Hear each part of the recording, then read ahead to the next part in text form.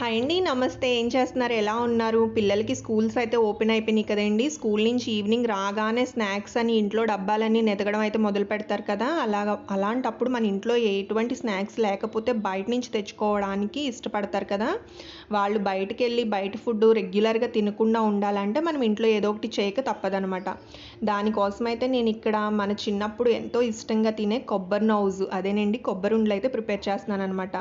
నా చిన్నప్పుడైతే స్కూల్ దగ్గర కూడా అమ్మేవాళ్ళండి. డబ్బాల్లో వేసి గాజు డబ్బాల్లోనే అమ్మేవాళ్ళనమాట. టేస్ట్ అయితే చాలా బావుంటాయి. వీటిని ప్రిపేర్ చేసుకోవడం కూడా చాలా ఈజీ. కొబ్బరి, బెల్లము ఉంటే చాలనమాట.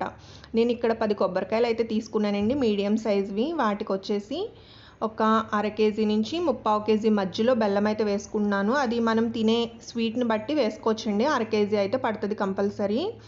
నేనిక్కడ బెల్లాన్నయితే తీసుకొని కొబ్బరిని కొంచెం నెయ్యి వేసి బాగా వేయించుకున్నానండి.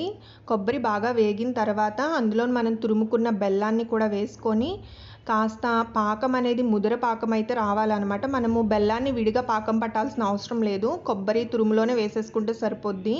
కొబ్బరి వేగిన తర్వాత అందులో బెల్లాన్ని వేసేసుకొని బాగా దగ్గరికి రానిచ్చి ఇలా ఉండలు చేసుకొని స్టోర్ చేసుకున్నామంటే 2, 3 వారాలైనా కూడాను అస్సలు పాడవ్వండి. ఎందుకంటే మనము బాగా ముద్దరపాకంలాగా పట్టుకుంటున్నాం కాబట్టి, దగ్గరికి రానిస్తాం కాబట్టి అందులో ఎటువంటి చెమ్మ ఉండక మనకి 2, 3 వారాలైనా కూడా ఫ్రెష్‌గా ఉంటాయి. అలానే టేస్ట్ కూడా చాలా బావుంటది. ఇంట్లో ఎవ్వరైనా కూడా హ్యాపీగా తినొచ్చనమాట. కొంచెం మనకి స్వీట్ తినాలనిపించినప్పుడు బయట పంచదార స్వీట్స్ కాకుండా ఇలా చేసి పెట్టుకొని ఇటువంటివి తిన్నామంటే ఆరోగ్యానికి కూడా చాలా మంచిది. కంపల్సరీ ట్రై చేయండి.